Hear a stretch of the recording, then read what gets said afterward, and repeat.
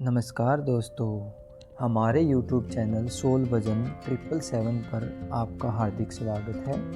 पिछले अध्याय में हमने भीष्म के द्वारा काशीराज कन्याओं का अपहरण के बारे में जाना था।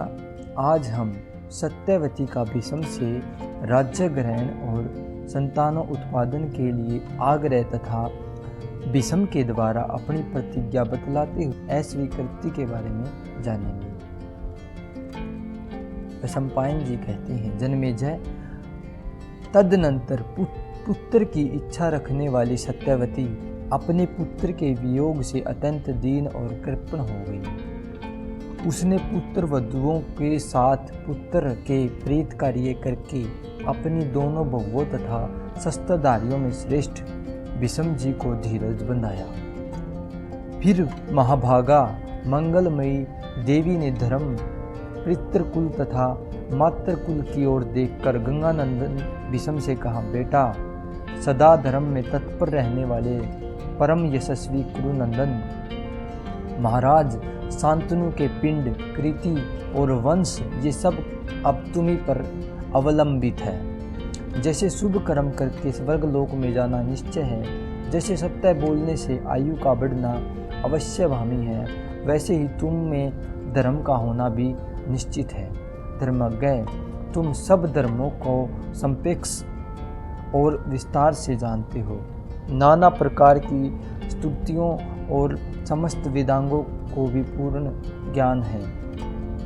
मैं तुम्हारी धर्मनिष्ठा और कुलोचित सदाचार को भी देखती हूँ। संकट के समय शुक्राचार्य और बृहस्पति की भांति तुम्हारी बुद्धि उपयुक्त कर्तव्य का निर्णय करने में समर्थ है। अतः धर्मात्माओं से में श्रेष्ठ भीष्म, तुम पर अत्यंत विश्वास रखकर ही मैं तुम्हें एक अवश्य कार्य में लगाना चाहती हूँ। तुम पहले उसे सुन लो, फिर उसका पालन करने की चेष्टा करो। मेरा पुत्र तुम्हारा भाई विचित्र वीर्य, जो पराक्रमी होने के साथ ही तुम्हें अत्यंत प्रिय था, छोटी अवस्था में ही स्वर्गवासी हो गया है। नरश्रेष्ठ, उसके कोई पुत्र नहीं हुआ था। तुम्हारे भाई की ये दोनों सुंदरी रानियां, जो काशीराज की कन्याएं हैं, मनोहर रूप और युवावस्था से संपन्न हैं। इनके हृदय में पुत्र पाने की अभिलाषा है। भारत, तुम हमारे कुल की संतान परंपरा को सुरक्षित रखने के लिए स्वयं ही इन दोनों के गर्भ से पुत्र उत्पन्न करो। महाभावों, मेरी आज्ञा से यह धर्म कार्य तुम अवश्य करो। राज्य पर अपना अभिषेक करो और भारतीय प्रजा का पालन करते रहो। धर्म के अनुसार विवाह कर लो, पितरों को नरक में न गिरने दो। वैशंपायन जी कहते हैं, जन्मेजय, माता और सुहद्रों के ऐसा कहने पर शत्रुदमन धर्मात्मा भीष्म ने यह धर्मानुकूल उत्तर दिया। माता, तुमने जो कहा वह धर्मयुक्त है, इसमें संशय नहीं है। परंतु मैं राज्य के लोभ से न तो अपना अभिषेक कराऊंगा और न ही स्त्री सहवास भी करूंगा। संतानों उत्पादन और राज्य ग्रहण न करने के विषय में जो मेरी कठोर प्रतिज्ञा है, उसे तो तुम जानती ही हो। सत्यवती, तुम्हारे लिए शुल्क देने के हेतु जो बातें हुई थी, वे सब तुम्हें ज्ञात हैं। उन प्रतिज्ञाओं को पुनः सच्ची करने के लिए मैं अपना दृढ़ निश्चय बताता हूँ। मैं तीनों लोकों का राज्य, देवताओं का साम्राज्य अथवा इन दोनों से भी अधिक महत्व की वस्तुओं की भी एकदम त्याग सकता हूँ, परंतु सत्य को किसी प्रकार नहीं छोड़ सकता। पृथ्वी अपनी गंध छोड़ दे, जल अपने रस का परित्याग कर दे, तेज रूप और वायु सप्रस नामक स्वाभाविक गुण का त्याग कर दे, सूर्य प्रभाव अग्नि अपनी उष्णता को छोड़ दे, आकाश शब्द का और चंद्रमा अपनी शीतलता का त्याग कर दें, इंद्र पराक्रम को छोड़ दे और धर्मराज धर्म की उपेक्षा कर दे, परंतु मैं किसी प्रकार सत्य को छोड़ने का विचार भी नहीं कर सकता। सारे संसार का नाश हो जाए, मुझे अमरत्व मिलता हो या त्रिलोकी का राज्य प्राप्त हो, तो भी मैं अपने किए हुए प्रण को नहीं तोड़ सकता।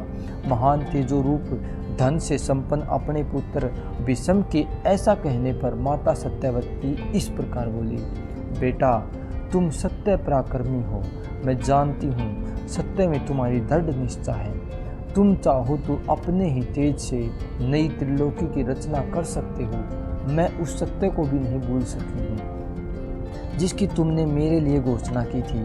फिर भी मेरा आग्रह है कि तुम आप धर्म का विचार करके बाप दादों के दिए हुए इस राज्य भार को वहन करो।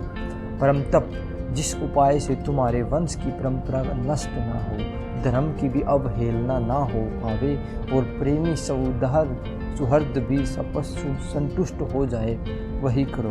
पुत्र की कामना से दीन वचन बोलने वाली और मुख से धर्म रहित बात कहने वाली सत्यवती से विषम ने फिर यही बात कही। राजमाता, धर्म की ओर दृष्टि डालो, हम सब का नाश ना करो। अक्षत्रिय का सत्य है से विचलित होना किसी भी धर्म में अच्छा नहीं माना गया। राजमाता, महाराज शांतनु की संतान परंपरा भी जिस उपाय से इस भूतल पर अक्षय बनी रही, वह धर्मयुक्त उपाय मैं तुम्हें बतलाऊंगा।